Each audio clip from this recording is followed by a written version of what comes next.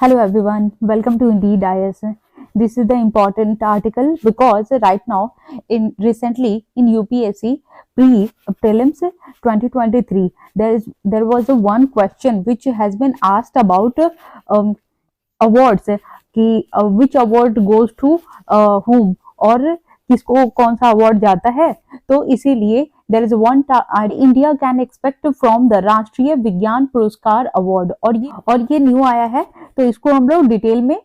Discuss करेंगे।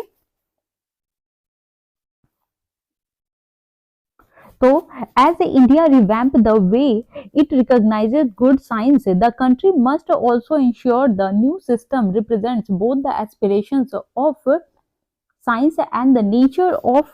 contemporary science practice and ensure that the challenge that beset the older crop of awards aren't carried forward। तो इसको देखते हैं detail में कि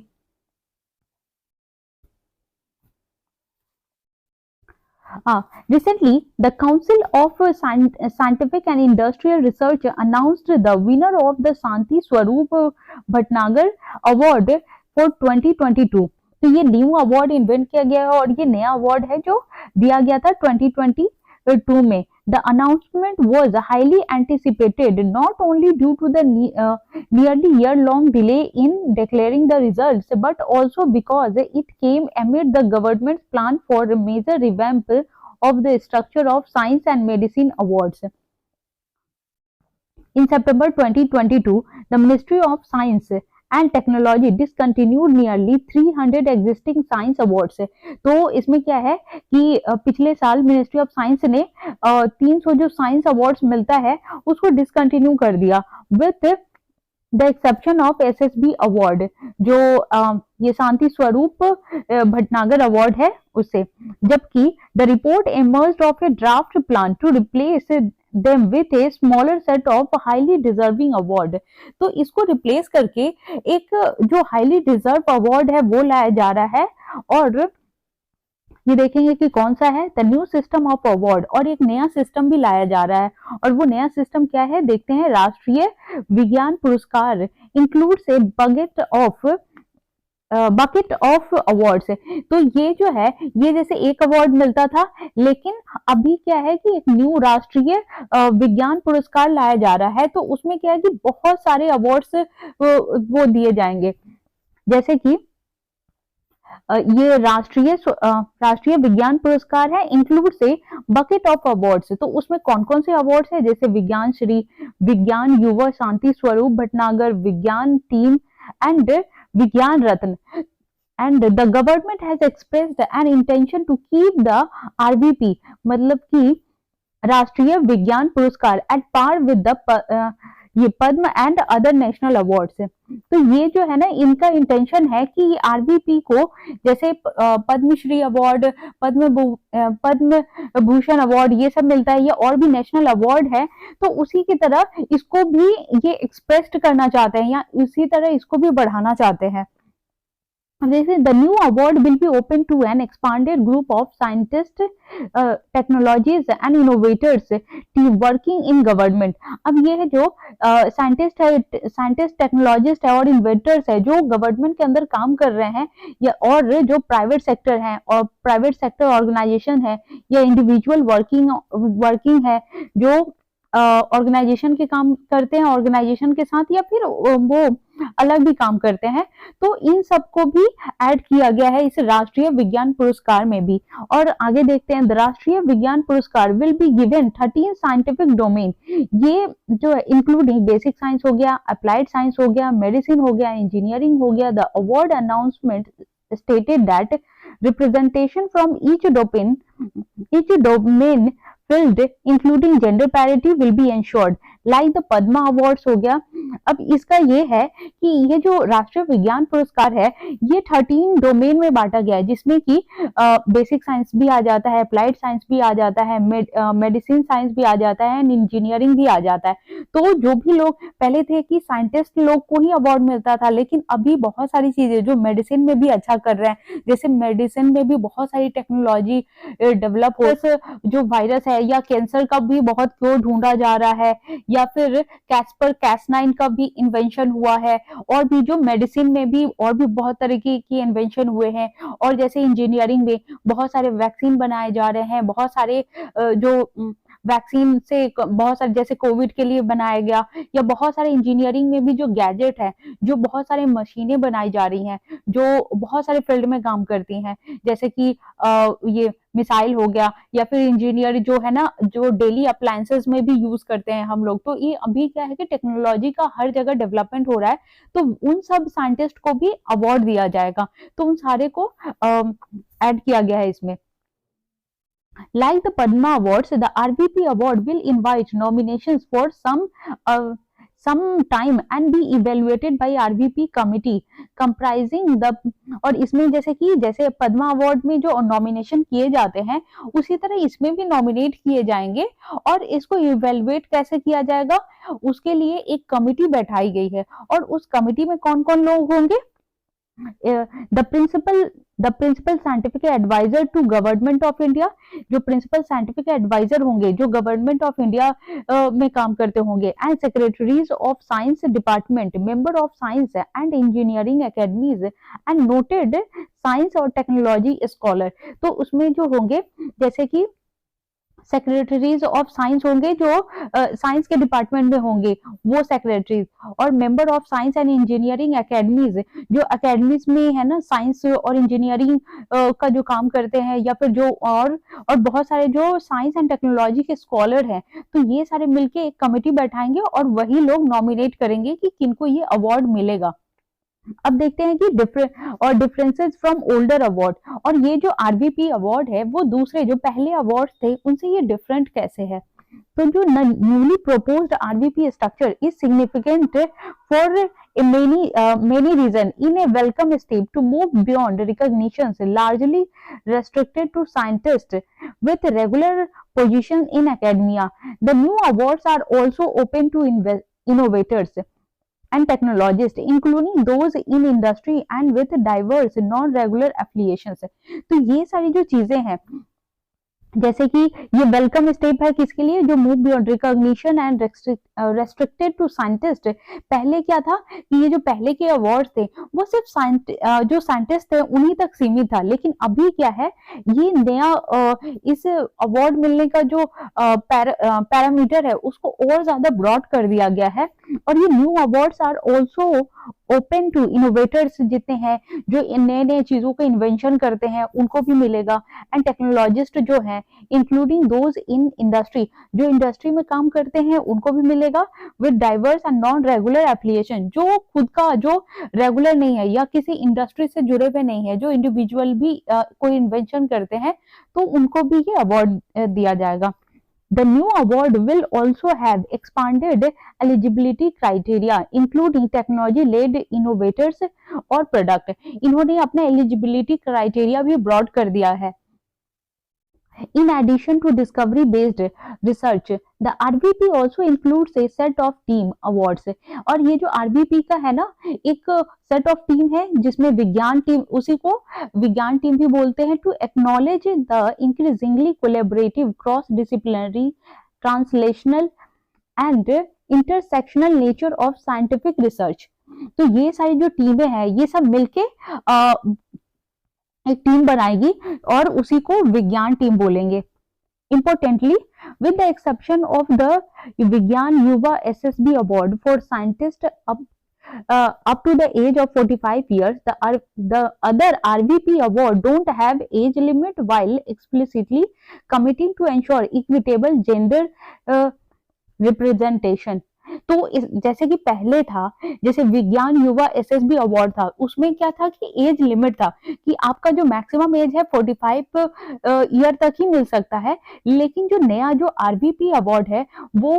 कोई भी एज लिमिट इसमें नहीं है। तो ये इक्विटेबल जेंडर रिप्रेजेंटेशन है कि कोई से भी एज के हो तो उनको अवार्ड मिल सकता है, और एक ये है कि जेंडर रिप्रेजेंटेशन है, मतलब इसमें जेंडर का भी कोई वो पार्शियलिटी नहीं है, कोई भी जेंडर हो तो आपको अवार्ड मिलेगा ही। This is notable with long term conversation calling for reforms for the ageism and gender bias pervading science in India. अब there is a two term जो है एजीज एंड जेंडर बायस। तो इसमें एजीज में क्या है कि एक तो ये जो रिफॉर्म हुआ है, इस रिफॉर्म में एजीज एंड जेंडर बायस का ये कहना है कि एजीज तो एक तो इसमें एज लिमिट नहीं है, दूसरा जेंडर बायस नहीं है, तो मेल और फीमेल में कोई जेंडर डिस्क्रिमिनेशन नहीं होगा, या फिर कोई किसी भी जेंडर का है तो अगर वो अच्छा काम करता है, अच्छा इन्वेंट करता है और वो साइंटिस्ट है और जो भी पैरामीटर है इस विज्ञान पुरस्कार का, तो उस पैरामीटर को ये फुलफिल करता है तो उसको अवार्ड मिलेगा ही मिलेगा। अब देखते हैं the RVP award will also be open to persons of Indian origin abroad which is relevant given India's large and accomplished scientific engineering and technology diaspora and the increasingly global footprint of modern science। अब ये कह रहा है क्या कि वो जो scientist है जो यहाँ के ओरिजिन है, इंडियन ओरिजिन, चाहे वो यहाँ पे बॉर्न हो और फॉरेन में वो सेटल डाउन हो गए हैं या फिर वहां काम कर रहे हैं, उनको भी अवार्ड मिलेगा, या फिर जो वहां पे रह रहे हैं, वहां पे वर्क कर रहे हैं और उनकी जो फैमिली है जो यहाँ से ओरिजिनेट करती है, अगर वो वहां पे है तो उनको भी अवार्ड मिलेगा। तो इससे क्या होगा कि जो टेक्नोलॉजिकल डायस्पोरा है तो वो बढ़ेगा, जो technological diaspora and increasingly global footprint of modern science, तो उसमें भी एक अच्छा एज मिलेगा और रिच मिलेगा। Finally, the new award system has eliminated cash prize and will instead include certificate and medals। तो इसमें क्या है कि जो न्यू जो है जो उसमें पहले जो अवार्ड मिलते थे तो उसमें कैश प्राइज मिलता था, लेकिन अभी जो अवार्ड मिलेगा विज्ञान पुरस्कार का तो उसमें सर्टिफिकेट मिलेगा और मेडल मिलेगा। तो ये भी चेंजेस लाया गया है। अब देखते हैं इंटेंट एंड प्रोसेसेस क्या है इसका। As India revamp the way it recognises good science, it is an opportune time to reflect to the intent, implementation and the selection and evaluation process। अभी क्या है कि इंडिया ने ना एक जो रिकॉग्नाइज किया है गुड साइंस, जो अच्छे वे में जो ग्रोथ हो रहा है साइंस का, तो अभी हमारे पास अपॉर्चुनिटी है कि अच्छे से इसको इम्प्लीमेंट किया जाए, सिलेक्शन किया जाए और इसको इवेल्युएट किया जाए इस प्रोसेस को। This is so that a new system represent both the aspirations of scientist and nature of contemporary science practice in India। तो इससे क्या होगा कि साइंस जो साइंटिस्ट का भी ग्रोथ होगा और नेचर ऑफ कंटेम्पररी जो नेचर ऑफ जो कंटेम्पररी जो साइंस प्रैक्टिस है उसका भी ग्रोथ होगा इंडिया में। And ensure that the challenges that बिसेट the older crop of awards aren't carried forward. और ये जो पहले का जो वो अवार्ड है जिसकी वजह से चैलेंजेस होती थी या फिर कुछ दिक्कत होती थी वो आगे नहीं बढ़ेगा। और उसमें देखते हैं कि क्या है। First, to ensure the RVP system recognizes only truly notable and inspiring contributions, the award description must include a statement that the contribution are over and above the standard job description of a scientist technologist, not merely incremental work or work internal to their appointment. अभी क्या है जो इन जो अगर ये जो good science की बात की जा रही है तो गुड साइंस में है क्या कि ये एक नोटेबल और इंस्पायरिंग कंट्रीब्यूशन होना चाहिए। हमारा साइंस इस तरह ग्रोथ होना चाहिए कि उसमें डेवलपमेंट हो, टेक्नोलॉजी इनहांसमेंट हो, ना कि सिर्फ जॉब और जो हमारा सैलरी इंक्रीमेंटल या फिर सैलरी बढ़ाने के लिए या फिर आपका जॉब प्रोफाइल बढ़ाने के लिए या फिर प्रोग्रेस बढ़ाने के लिए नहीं होना चाहिए। ये आपका जो अच्छे से प्रोग्रेस करने के लिए होना चाहिए। सेकंड है, since the awards are national recognitions for exemplary work, dedicated citation for teaching, mentoring, science communication, public engagement and outreach, and leadership and administration are conspicuous by absence। तो इसमें क्या है कि ये जो साइंस का जो है ये जो अवार्ड है वो नेशनल रिकॉग्निशन है जो एग्जाम्पलरी वर्क करते हैं, तो उन लोगों को भी ना जो अलग से वर्क करते हैं जिसमें डेडिकेशन हो, साइटेशन फॉर, अगर कोई टीचिंग के फील्ड में बहुत अच्छा कर रहे हैं, मेंटोरिंग के फील्ड में बहुत अच्छा कर रहे हैं या फिर साइंस कम्युनिकेशन के फील्ड में अच्छा कर रहे हैं, पब्लिक इंगेजमेंट ज्यादा दे रहे हैं या फिर और बढ़ चढ़ के पार्टिसिपेट कर रहे हैं, तो उन लोगों को भी इसमें मेंशन किया जाएगा। ठीक, और some of these awards were previously conferred by the science academies, और जो पहले से जो साइंस अकेडमीज में जो अवार्ड दिए जा रहे थे उन सबको भी इसमें इंक्लूड किया जाएगा। Scientist engaged in these initiatives often to do so in addition to their primary responsibilities. So these contribution must be included in the new award structure. तो ये जो पहले के हैं जैसे प्राइमरी रिस्पॉन्सिबिलिटीज है और ये इन्होंने जो कंट्रीब्यूट किया हुआ है in the new award structure preferably separate categories और list vetted upon the time of selection. तो जो पहले के हैं अगर वो उतने इंपॉर्टेंट नहीं है जो पहले अवार्ड दिए जाते थे और उसका लगेगा कि एकदम लिस्ट वेटेड है या फिर उतना इंपॉर्टेंट नहीं है तो उसको फिर इसमें सेलेक्ट नहीं किया जाएगा। और तीसरा जो age limit of 45 years for the Yuva Vigyan Yuva SSB for young scientist is a serious challenge to the new systems own commitment to ensure gender parity. अब ये जो पहले का था कि 45 ईयर्स तक ही मिलेगा युवा एसएसबी को जो शांति स्वरूप भटनागर अवार्ड है, तो लेकिन अभी क्या है कि वो हटा दिया गया है and their erstwhile version with the same age limit, और वो जो एज लिमिट था वो भी हटा दिया गया है। The SSB award were notorious for their lack of gender representation and the age limit. और ये जो एसएसबी अवार्ड था वो एक तो नोटोरियस था और जेंडर रिप्रेजेंटेशन भी नहीं होता था, तो which work against women with relocation child care responsibilities and career breaks was big reason why. तो उसके क्या होता है कि वेमेन को भी उतना रिकॉग्निशन नहीं मिलता था जिसके कारण ना एक ब्रिज गैप हो जाता था और एक वो वेमेन को लेते ही नहीं थे क्योंकि वो सोचते थे कि वेमेन में के साथ अगर हम लोग उनको बढ़ाते हैं तो बहुत सारी दिक्कत है या बहुत सारे उनके साथ इश्यूज है, इसलिए उनको उतना ये एक्सपोजर नहीं मिलता था। लेकिन अभी क्या है जो Vigyan Yuva SSB award definition of a young scientist must be reconsidered based on say the number of years since a candidate held on independent position, or it must offer eligibility extension based on personal considerations as the EMBO gold medal does। तो इसमें के पहले जो था उसको ना वो जो यंग जो साइंटिस्ट थे उसी को कंसीडर किया जाता था या रिकंसीडर किया जाता था, और ये जो independent position must offer eligibility extension based on personal consideration. तो पहले जो था कि ये जो यंग साइंटिस्ट को ही ज्यादा अप्रोच करते थे और एक तो एज लिमिट ला दिया था, लेकिन अभी वाले जो अवार्ड हैं उसमें ऐसी कोई बात नहीं है। अब देखते हैं ये ए पोटेंशियल ब्लूप्रिंट। तो पोटेंशियल ब्लूप्रिंट में क्या है? Fourth, when the RVP award process is implemented, the selection process must adhere to the predetermined timelines, provide a public list of shortlisted applicants, and include gender balanced and diverse selection committees। अब ये कह रहे हैं क्या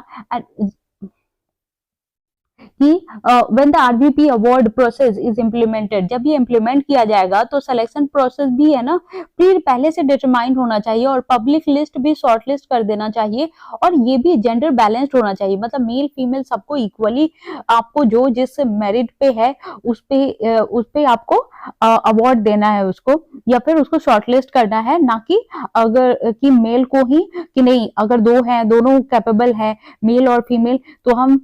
mail को ज्यादा priority देंगे, ऐसा नहीं करना है।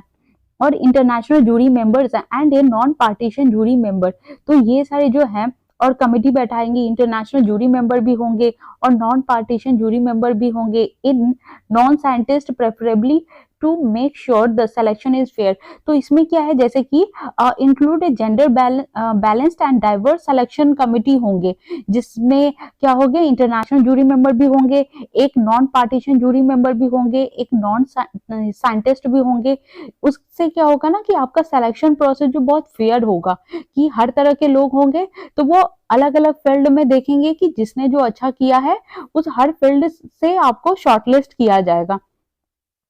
फिफ्थ क्या है? The new award system must pledge to consciously seek to ensure in addition to gender parity, और जेंडर पैरिटी होना चाहिए the proper socio economic and demographic representation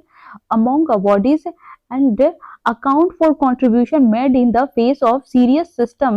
social challenge and for constraint and consideration। ये कह रहे हैं क्या कि एक तो आपका proper socio economic and demographic representation होना चाहिए आपके अवार्डीज में, और ये जो accountable and contribution made in the face of serious systemic social challenges, और ये सोशल चैलेंजेस को भी है ना अच्छे से कंट्रीब्यूट कर बताना चाहिए कि यहाँ यहाँ लूप होल है, इसको फिल करने की जरूरत है या फिर यहाँ पे सुधार करने की जरूरत है। And finally, while some have questioned the need for awards for scientists at all, we in India lack the data to make this decision। मतलब हमारे पास अभी डेटा की कमी है। In any case, continuously evaluating the impact of new award system on subsequent scientific work, the growth of topics and field, the effect of role models on diversity and inclusivity in science in India, and scientific temper of the country at large will be useful। तो एक तो है ना जो diversity और inclusivity को देखना होगा, तभी जो हमारा ये जो साइंटिफिक टेम्पर है जो कंट्री का वो यूजफुल होगा। With this aspect in place, this is an opportunity for the RVP award to become a blueprint for an expansive, inclusive and transparent award system that can be adopted by scientific ecosystem in other countries as well। तो ये कह रहे हैं कि हमें इतने अच्छे से सारे जो आरबीपी को इतना बढ़ाना है और इसको एक ब्लूप्रिंट की तरह एक्सपांड करना है, और ताकि इतना इंक्लूसिव होना चाहिए और ट्रांसपेरेंट अवार्ड सिस्टम होना चाहिए कि इसको देख करके बाकी कंट्री भी इन्फ्लुएंस हो और वो भी ऐसा ही कुछ अपने कंट्री में करे कि कैसे हर एक सेक्टर को या हर फील्ड के लोग को एक अवार्ड मिल रहा है या फिर उसको रिकॉग्निशन मिल रहा है। तो अगर इसको देख करके ये इतना बेहतर, इंक्लूसिव और ट्रांसपेरेंट होना चाहिए कि बाकी सारे कंट्री भी देख करके इसको फॉलो करे। अब देखते हैं इसका जिस्ट क्या है। The new award will be open to an expanded group of scientists, technologists and innovators और टीम्स, जिसको विज्ञान टीम्स बोला गया है, working in government, private sector, organisation और individuals working outside any organisation. The Vigyan Puraskar will be given across 13 scientific domain. ये सारे जितने भी साइंटिफिक डोमेन है उन सबको ये कैप्चर करेगा और उन सबको देखेगा कि कौन कितना कैपेबल है, ताकि अवार्ड के लिए उनको शॉर्टलिस्ट किया जाए। The new award system has eliminated cash prize and will instead include certificate and medal। जो पहले वाला था कि आपको अवार्ड में पैसा दिया जाता था, अब कैश प्राइज को हटा के सर्टिफिकेट एंड मेडल दे दिया गया है। और अब इसमें है क्या कि 45 इयर्स जो पहले का था वो अब हटा करके the age limit 45 years for Vigyan Yuva SSB for young scientists appears to work against women's representation because they bear the burden of relocation, child care and have to deal with career break। तो उनका क्या है कि पहले जो इतना 45 ही था कि वहीं तक मिलता था, ताकि तो उससे क्या होता है कि वेमेन है ना छट जाती थी, क्योंकि उनको ऐसा देखा जाता था कि वेमेन है ना वो अगर किसी दूसरे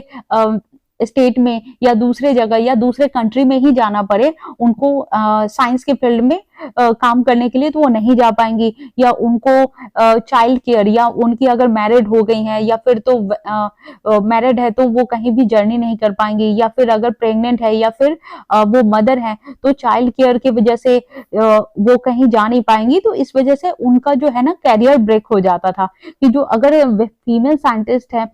या फीमेल जो साइंस के फील्ड में वर्क कर रही हैं